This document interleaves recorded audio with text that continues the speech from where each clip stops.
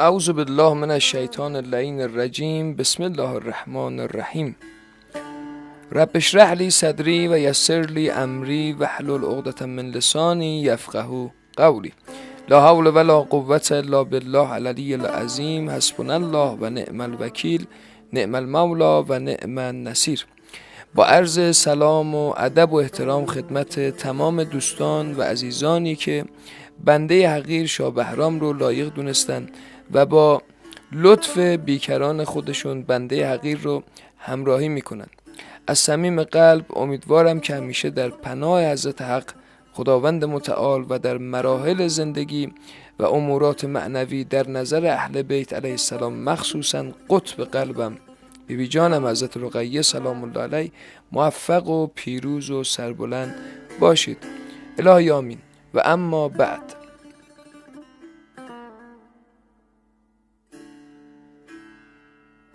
عزیزانم، نور دیدگانم، استغفار فقط برای توبه و آمرزش گناهان نیست، بلکه بستگی به نیت شما دارد که در چه رسته یا در چه نیتی اون ذکر رو میگی. بابا جان، هر جا کم آوردی، به قول یک عارف بزرگی میگفت، هر جا کم آوردی، حوصله نداشتی، گرفته بودی، پول نداشتی، باتریت تموم شد، شروع کن به استغفار.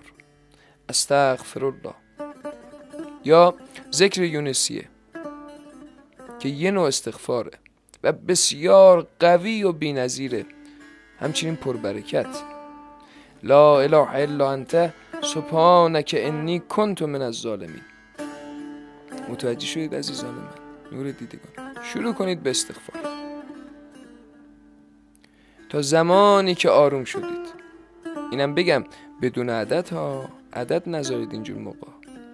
عزیزانم، نور دیدگانم، یک شاه کلید امروز براتون آوردم برای همه مشکلات دنیوی و معنوی، برای دردها، گرفتگیها، بستگیها، رزق و روزی، ارتقای روحانیت، ارتقای درجه مؤمن به ملکوت، برای قبولی توبه، اصلا برای استغفار، چله استغفار، هر چی که فکرشو کنی، که من خودم به شاگردا سفارش میکنم، به تمام مریض هایی که دارم سفارش میکنم، چون خودم بارها به تجربه رسوندمش و عجایب و غرایب زیادی از برکت این ذکر، این چله دیدم، بسیار مجرب، بسیار عظیم و بی‌نظیر. و بنده در زیر نظر اهل بیت، مخصوصا خانم رقیه و آقا جانم حسین ابن علی، هر چه دارم از برکات این چله است که اون اوایل منو مثل یک منجنیق پرت کرد بالا در مراحل ملکوتی ها، در مراحل روحانیت میگم ها، مثل یک منجنیق پرت کرد بالا. عزیزان من، نور دیدگان من، بارها اینو گفتم، فکر کنم 2-3 بار گفتم، بازم میگم، هی نگین استاد چرا فلان دستور رو نذاشتی، فلان ذکر رو نذاشتی. عزیزان من، نور دیدگان من، همون اول راه، قدم اول گفتم، من ذکرها، ختومات و دستورایی رو تقدیم عزیزان میکنم که خودم بارها به تجربه رسوندم، برکاتشو با چشمم دیدم. ولی وقتی ختم یا ذکری رو انجام ندادم، چرا بیام بگم؟ وقتی اون دست سفارشات یا ختوماتی که بنده تجربه نکردم رو نمیتونم سفارش کنم، نظری هم نمیتونم بدم تا زمانی که به اثبات برسه. عزیزان من، نور دیدگان من، به خدا قسم من دوست شما هم. دشمن اونیه که بگه، میخواست بگه من دوستم و میگم، و هیچ جا این دستور رو پیدا نمیکنه. قبل از اینکه سفارش و تقدیم عزیزانم کنم، باید در مورد شرایط اذکار، ختومات و چله ها عرضم به حضور شما خدمت عزیزانم بگم، ولی چون زمان نیست، انشالله در کلیپ بعدی حتما تقدیم عزیزان میکنم که نور دیدگان من با آگاهی تمام دستورات انجام بدن، شروع به تزکیه و مراقبه کنن و خیالشون جمع باشه. قبل از اینکه سفارشو بگم، یک نکته خیلی زیبا و جالب در مورد این سفارش دارم عزیزان که کمتر استادی اینا رو بگه، اما چون عضو خانواده کوچیک ما هستید و بنده ناقابل و لایق دونستید، حتما میگم این نکات و خدمتتون تا از من یادگاری داشته باشید. عزیزانم، اونم اینیه که تمام اذکار الهی رو فرشتگان به آسمان میبرن، همه اذکار، اما تنها ذکری که خودش مستقل عمل میکنه همین ذکر شریف لا اله الا الله است. همین ذکر لا اله الا الله. چرا؟ چون تمام اساتید و تمام اهل بیت علیه السلام تو بیشتر احادیث دیدم گفتن که این ذکر شریف به اخلاص نزدیکه، یعنی نزدیکترین ذکر به اخلاص است. عزیزان من، نور دیدگان من، نزدیکترین ذکر به اخلاص است. تازه یک چیز دیگه هم بگم خدمت عزیزان، چون البته اینم بگم چون نزدیکترین ذکر به اخلاصه، خودش به آسمان ملکوت عروج میکنه. و اون نکته جالب اینجاست عزیزانم، نور دیدگانم، شما در جمعی نشستین، دوست دارین ذکر بگین ولی میترسین. چرا؟ که ریا بشه. میترسی بابا جان ریا بشه، اشکال نداره. همین ذکر لا اله الا الله، همین ذکر لا اله الا الله تنها ذکریه که لبهای انسان تکان نمیخوره، به هم نمیخوره، فقط زبان در دهان تکان میخوره. یعنی شما اگه در جمعی دلت بگیره، دلت تنگ بشه بخوای ذکر بگی و میترسی کسی به ذهنش خطور کنه که داری ریا میکنی، مثلا بگن اینو ببین، این همه آدم نشسته، این بلند شده داره ذکر میگه یا نماز میخونه یا فلان میکنه.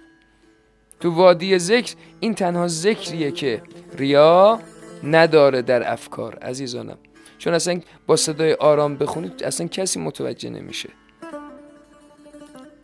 امتحان کنید با صدای آروم لا اله الا الله، بلندم بگی لب‌ها تکون نمیخوره. متوجه شدید آقا جان؟ و اما سفارش استادم که بسیار بی‌نظیر و مجرب در هر عملی و نیتی، مخصوصا استغفار، چله استغفار، و بنده بسیار از این ختم مجرب، از این ذکر الهی، از این ذکر شریف عجایب و غرایب دیدم و در قدم‌های اول به شاگردا سفارش میکنم در هر نیتی، چه دنیوی چه معنوی. خب حالا این ختم مجرب، چله لا اله الا الله، به چه منظوره؟ میگم خدمتتون عزیزانم، نور دیدگانم. به مدت 40 روز، خوب گوش بدید، به مدت 40 روز قبل از نماز صبح، اونم نماز صبح جمعه، ختم و چله لا اله الا الله رو به این صورت شروع میکنی. ابتدا غسل میکنی قبل از نماز صبح، یادت نره بابا، ابتدا غسل میکنی، اونم غسل توبه.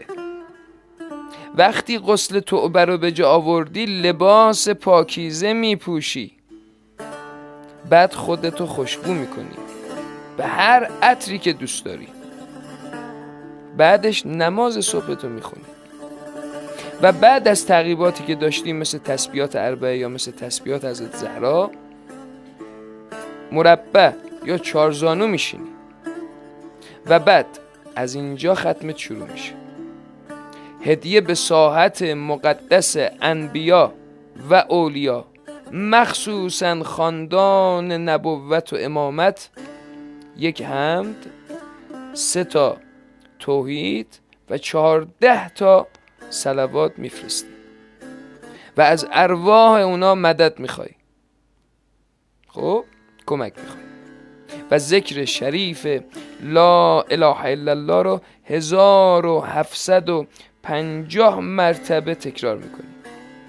متوجه شدی بابا؟ 1750 مرتبه. با اخلاص کامل، با حالت خضوع و خشوع و توجه کامل به خداوند میخونی. وقتی 1750 مرتبه تو تموم کردی، دوباره عمل اول انجام میدی و به روح انبیا و اولیا اول 1 دونه حمد، دوم 3 دونه توحید و 14 صلوات هدیه میکنی، میخونی. چرا؟ تا به این نیت که شفاعتت کنن تو رو جهت قبولی عملت، که جمع اعدادت در 40 روز میکنه 70,000 تا. عزیزانم 70,000 تا که هر نیتی و عملی انجام بدی ردخور نداره الا حرام، مگر نیتت بد باشه، صدمه، آسیب، جدایی، سردی و نیت خراب باشه، در اونجا خودتو خسته میکنه. ولی در اعمال خوب، در تمام اعمال خوب ردخور نداره، بی نظیر، بسیار بسیار مجرب، به قول امروزیا 100% تضمینی. عزیزان من، حالا یه فوت کوزه‌گری بهتون یاد بدم. میخوای اجابت همین چلتو 1000 برابر کنی، 100 برابر کنی، 1 دونه سوره یاسین در اول و آخر اون جایی که سوره میخونی اضافه کن، 1 بار. یعنی چی؟ یعنی 1 بار حمد خوندی، 3 توحید خوندی، 14 صلوات خوندی. حالا یا بعد 14 صلوات 1 دونه یاسین میخونی، یا قبل از این که اینا رو بخونی اول 1 یاسین میخونی، بعد 1 حمد، 3 توحید، 14 صلوات، بعد هدیه میکنی. باز ذکر رو گفتی، باز همینا رو میخونی، 1 بار یاسین، 1 بار حمد، 3 بار توحید، 14 صلوات، بعد هدیه میکنی به روح انبیا، اولیا و خاندان عصمت و طهارت، نبوت و امامت. بعد ازشون میخوای که شفاعتت کنن تو رو جهت قبولی این عملت. بعد آثار و برکاتشو ببین، بی نظیر. و عزیزانی که میگن حاج آقا چله استغفار بذار، کامنت میذارن یا تو تلگرام پیغام میذارن. خب عزیزانم، این چله استغفار به نیت استغفار انجام بدید. آخه عزیزان من، نور دیدگان من، چرا کلیپ ها رو تا آخر نگاه نمی کنید؟ من در قدم دوم در سفارش 8 یا دستور 8 ذکر یونسی چلش گذاشتم. قدم دوم چی بود عزیزان؟ توبه، استغفار، آمرزش گناهان. اون همه من سفارش گذاشتم، حتی سفارشی که اسم اعظم داخلش داره. سرگل تمام سفارشاتو براتون گذاشتم. دقت کنید رو کلیپ ها تا آخر ببینید، نکته برداری کنید، ذکرها رو یادداشت کنید، حدالامکان حفظ کنید بعضی از ذکرها رو. و اما این دستور الهی رو که بنده عجایب ها دیدم جداگونه براتون گذاشتم تو چله استغفار، که عزیزان به هر نیتی دوست داشتن انجام بدن، مخصوصا عزیزانی که اول راهن، توبه کردن، استغفار کردن و میخوان شروع کنن. این بی‌نظیره، بالاتر از این عمل نداریم. دقیقا مثل خودم که اون اوایل راه بودم، شما رو مثل منجنیق میندازه بالا، روحانیتتون رو میبره. خب عزیزان دقت کنن، تمام سفارشات قدم دوم، مخصوصا اون سفارش 8 چله آخر یونسیه، همون دستور 8، اون بسیار مهمه در چله استغفار که به عدد اسم خودتون و مادرتون انجام میشه. 2 دستور بود، اونم حتما در کلیپ‌های قبلی قدم دوم حتما ببینید. خب عزیزانم، این مبحث هم تموم شد و حکایت همچنان باقی است. از همه شما عزیزان ممنون، متشکرم بابت کامنت ها و لایک های بی نظیرتون، کامنت های پر انرژیتون. ممنون و متشکرم از همه شما عزیزان.